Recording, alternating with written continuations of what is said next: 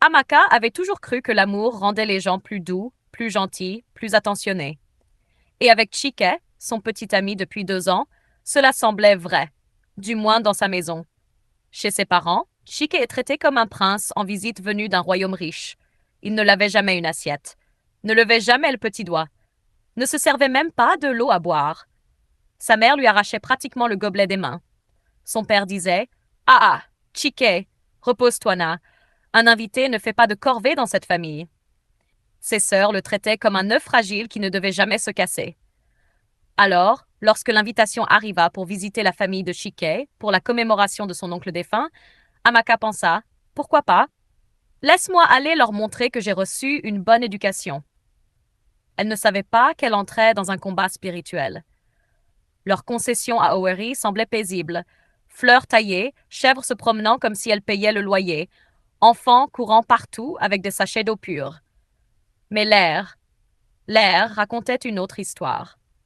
La mère de Chike, Mama Nena, l'accueillit avec un sourire si raide qu'il méritait une étiquette d'avertissement. Tu es la bienvenue, ma fille, dit-elle, la voix douce mais les yeux l'examinant comme une douanière cherchant de la contrebande. Ses sœurs, Uju et Onigne, se tenaient derrière leur mère, chuchotant et ricanant comme des sorcières en pause. Amaka ignora cela. Bonjour, maman. Bonjour, mes sœurs. Elles hochèrent la tête comme si elle était une télévendeuse, perturbant leur tranquillité. Dès le moment où elle déposa son sac, le travail commença. Pas d'orientation. Pas de briefing. Pas de ma chérie. Veux-tu te reposer? C'était directement dans le champ de bataille. Pile ce manioc. Coupe ses légumes. Lave ses marmites qui avaient l'air d'avoir survécu à la guerre du Biafra. Suis la restauratrice. Serre les invités. Souris. Ne souris pas trop. Va plus vite. Ah ah, pourquoi respires-tu bruyamment? À un moment, Mama Nena dit: Amaka, tu es lente. C'est comme ça que tu fais dans la maison de ta mère? Amaka força un rire. Non, maman. Je suis juste. Porte cette glacière, jour! Même Chike était introuvable. Il disparaissait chaque fois que le travail apparaissait, comme si les deux étaient allergiques l'un à l'autre. À 22 heures, Amaka était tellement fatiguée qu'elle pouvait sentir ses ancêtres lui dire: Mon enfant, peut-être que tu devrais rentrer à la maison. Mais elle resta polie. Elle sourit. Elle se dit: Demain sera meilleur. Ah! Quelle optimiste naïve. Elle dormit comme quelqu'un qu'on payait pour dormir. Et pour la première fois, elle se réveilla à 8 heures. La maison était silencieuse. Trop silencieuse. Quand elle entra dans le salon, tout le monde la regardait comme si elle venait de commettre un crime fédéral. Mama Nena se racla la gorge dramatiquement. Donc tu es le genre de fille qui dort jusqu'à 8 heures? Dans ma maison? Bonjour, maman. Uju siffla. Tu n'as pas vu les assiettes dans la cuisine? Tu ne savais pas que tu étais censé les laver? Amaka cligna des yeux. Mais personne ne m'a dit. Mama Nena la coupa. Une fille bien élevée n'attend pas qu'on lui dise: Tu veux épouser mon fils, pourtant tu te comportes comme une madame paresseuse.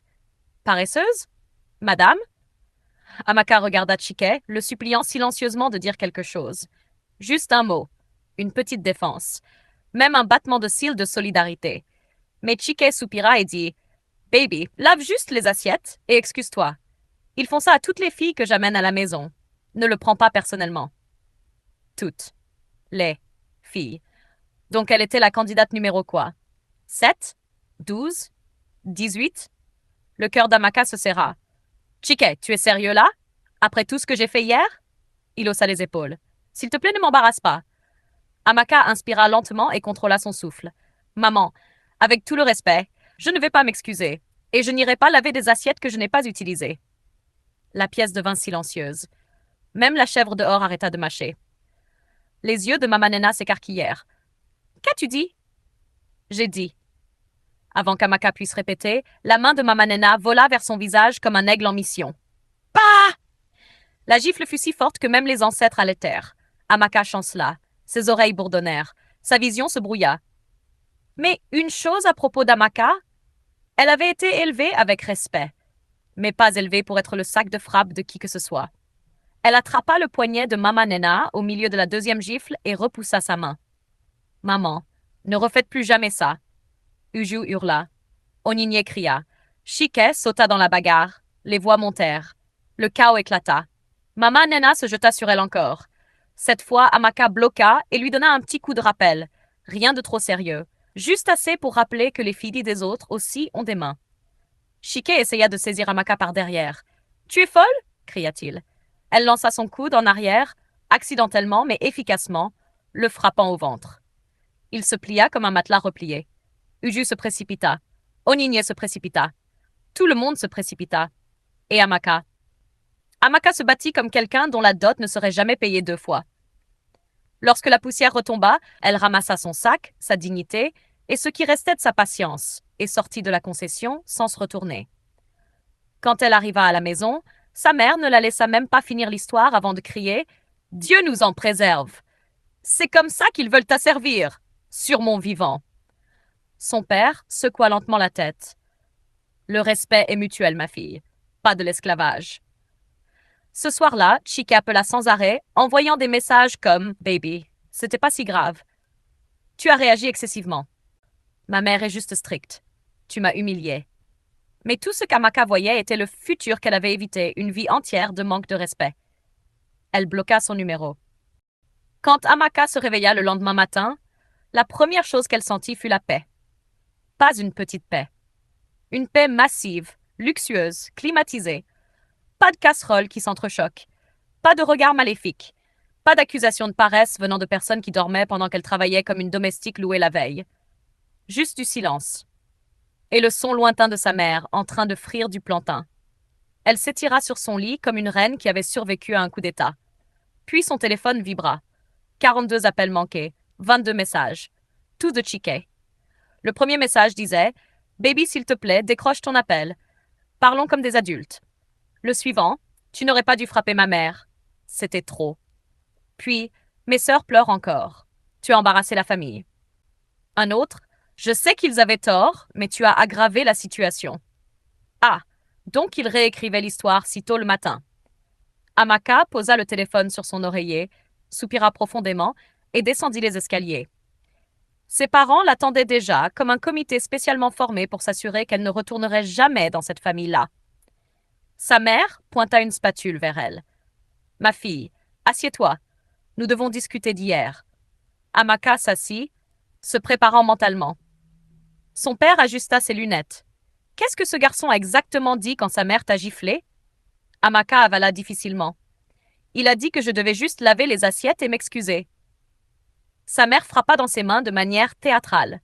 « Ah ah! Magnifique.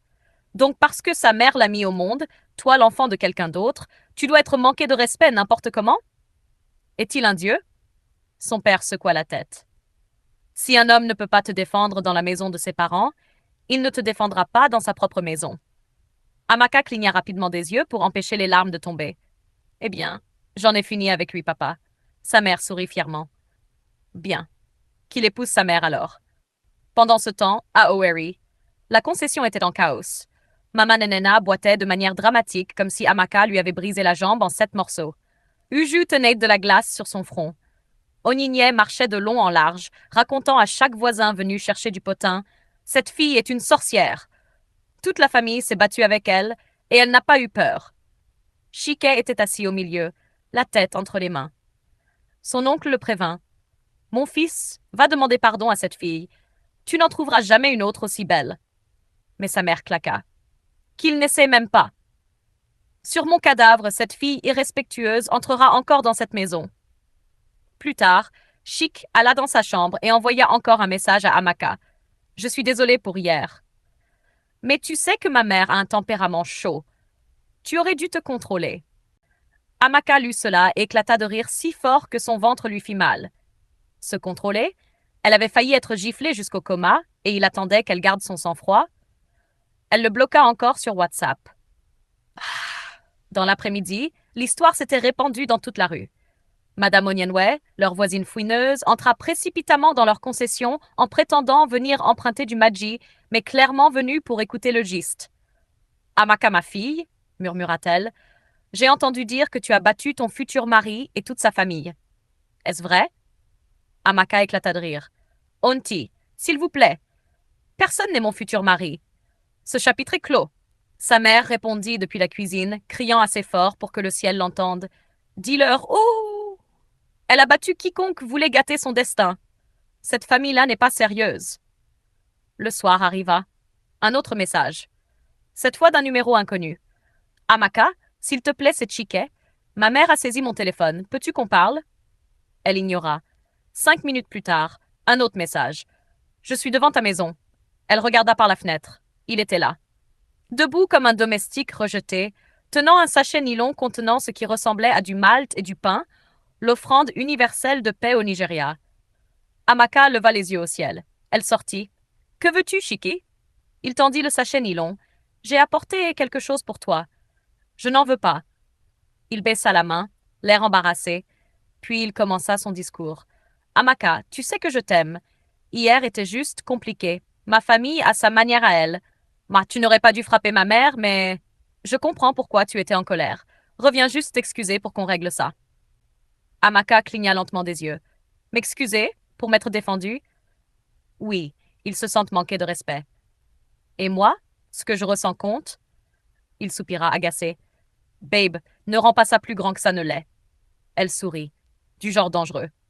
Chikek, si hier est un aperçu du mariage, je préfère rester célibataire pour les 10 prochaines vies. Amaka.